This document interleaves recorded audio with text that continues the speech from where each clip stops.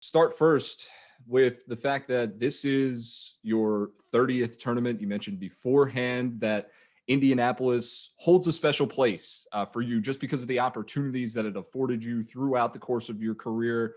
I do wonder how special it is for you to have it kind of come full circle in that way and have this be your 30th tournament, but also in this place.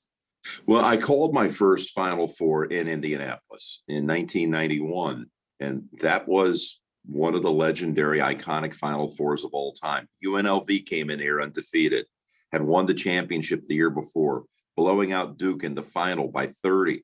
And lo and behold, they meet again in the national semifinal. By the way, on the other side of the ticket, it was Kansas and North Carolina. And it was Roy Williams at Kansas then against his mentor, Dean Smith.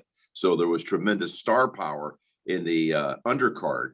But in the big matchup, you had UNLV pursuing history only to be defeated by Coach K and Duke on its way to its first ever national championship. I mean, it was one of the great Final Fours. I think anybody might rank it up there in the top three.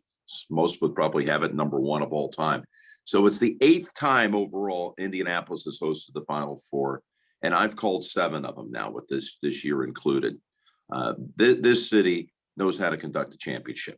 They know how to welcome the world, and obviously it's limited as far as the fan base is being here, but they are absolutely seasoned at treating people right and making an event special. Now, my history here not only goes from 7 Final Fours, many Big Ten basketball tournaments, some first and second round years of doing the tournament in Indy, some regional years, countless Indianapolis Colts games when Peyton Manning was at the helm and Tony Dungy, AFC championship games here. I did the NCAA swimming and diving championships here. I did the U.S. clay court championships here. I did the NCAA track and field championships here. I did the Pan American Games as a host in 1987 here. And I think I'm forgetting a few things, but the point is I have spent more time in Indianapolis than I maybe have my own home through the years.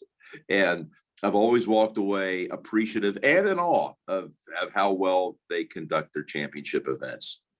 Now, one of the other things that I know you were looking forward to coming into this tournament was Hinkle Fieldhouse and the opportunity to call some games there. So just take me through it. Did it live up to the expectations that you had for it going in? It did, Ryan. It blew me away. I mean, Hinkle, as someone, and if you can maybe tell in my commentary, I always love history and I'm nostalgic at heart. So to go into Hinkle, which when it was constructed in 1928, it was the biggest basketball arena in the country, and it remained that way for over 20 years.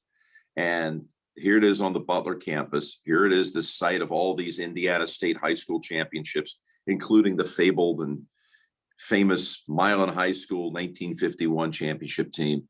It's where Hoosiers was shot for the final game. It was a thrill. I had actually poked my head in there one time.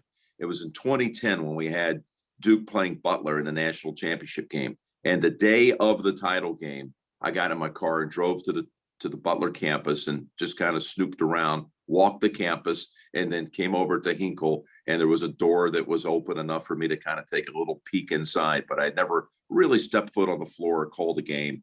So now here we are, the first day of my involvement in the NCAA tournament. And I get out of the car, and who's waiting for me but Bobby Plump, AKA Jimmy Chitwood, in the movie Hoosiers. And Mr. Plump I had stayed in contact with through the years. And he was waiting with a signed basketball from the 1951 Milan High School team, blue, the Butler Bulldog itself. There was the dog, the pug, sitting there with on a leash, waiting to greet me. And I had a whole gift packet from Butler. I had from Mr. Plump a bunch of memorabilia from Milan. And that's before I walked in the door. And I mean, it's way over the top, way more than I deserve, but man, it made an impression, trust me. And you mentioned the fact that this tournament is clearly different than previous iterations due to the circumstances in the world right now. But I wonder from the action on the floor perspective, because this has been a year where we've seen so many upsets and it feels like so many great storylines because of those upsets. How would you compare this year's action to some of the previous ones that you've also seen in this state? I think with us missing a year, and it's the only major championship that's conducted in the United States that did not crown a champion last year that I can think of. It's just the timing of it all right at the start of the pandemic. The event was canceled. It was not rescheduled. I think we forgot how much we missed it, what a void it left in our lives. And I think to some extent, we forgot how this tournament always delivers special and unique stories. I find it just after 30 years, actually, I've been involved with the tournament now 35 years because I hosted it for 5 years, but 30 as the play-by-play caller. I've always found that it delivers the goods when it comes to wonderful, fulfilling stories. We have them this year. There's no question we have an abundance of them this year. And whether it's the Gonzaga team coming here undefeated or UCLA rekindling the magic of yesteryear, and Baylor being here for the first time in almost 3/4 of a century, and Houston with its tough and gritty run here, and also being able to revive a program that was a headliner almost 40 years ago with the Phi Slamma Jamma days. So there's a lot there to love, and the matchups are rich, and we have a battle of Texas in one, two West Coast teams in the other, and I can't wait to see how it shakes out. Yeah, and that was one of the other things that I had for you. Obviously, plenty of storylines coming into this Final Four, but your alma mater also in the University of Houston in the Final Four, and an opportunity for you to call their game in this spot. Just what does that mean for you to see what Kelvin Sampson's team has done to bring them to this point? Well, I have great appreciation for Kelvin and what he's done. He's involved all the old guard at Houston.